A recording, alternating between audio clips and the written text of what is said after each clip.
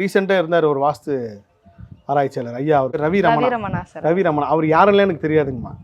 நான் பார்த்ததுலேயே சிறந்த ஒரு வாஸ்து நிபுணர் அப்படின்னா அவரோட பேட்டியை மட்டும் வச்சு சொல்கிறேன். அவர் தான் நான் பார்த்ததுலேயே சொல்கிறேன். இது வரைக்கும் எத்தனையோ வாஸ்து நிபுணர்கள்லாம் நான் பார்த்துருக்கேன், நண்பர்களாகவும் இருக்காங்க.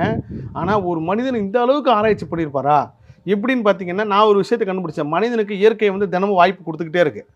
ஒரு பொண்ணுக்கு தாலி கழுத்தில் இருக்கக்கூடாதுன்னு அந்த பொண்ணோட விதிங்கம்மா. ஆனால் அந்த பொண்ணுக்கு வாழ்க்கையில் ஒருத்தவங்க வருவாங்க, வந்து என்ன பண்ணுவாங்கன்னா, நான் உங்களை கல்யாணம் பண்ணிக்கிறேன் இதெல்லாம் சொல்லுவாங்க. ஆனால் அந்த பொண்ணு வந்து தாலி கட்டினா தான், இது நம்ம பரம்பரை கலாச்சாரம் இது. அப்போ இயற்கை வந்து ஒவ்வொரு ஆளையும் அதை கொடுத்துக்கிட்டே இருக்கும்போது இவங்களோட விதியும் நேரம் அது புறக்கணிச்சிட்டே இருக்கும். ஆனால் இயற்கை எல்லாத்துக்கும் வாழறதுக்கு உண்டான விஷயத்தை கொடுக்குது. அப்போ அவர் ஒன்று சொன்னார், உங்கள் வீட்டில் ஒரு எலும்பு பிரச்சனை வரப்போகுதுன்னா உங்களை சுற்றி வெத்தலை செடி வரும், பிரண்டை செடி தானாக முளைக்கும், இதுதான் இயற்கை. எலும்பு பிரச்சனை வந்தால் இது வரும்னு சொன்னார்.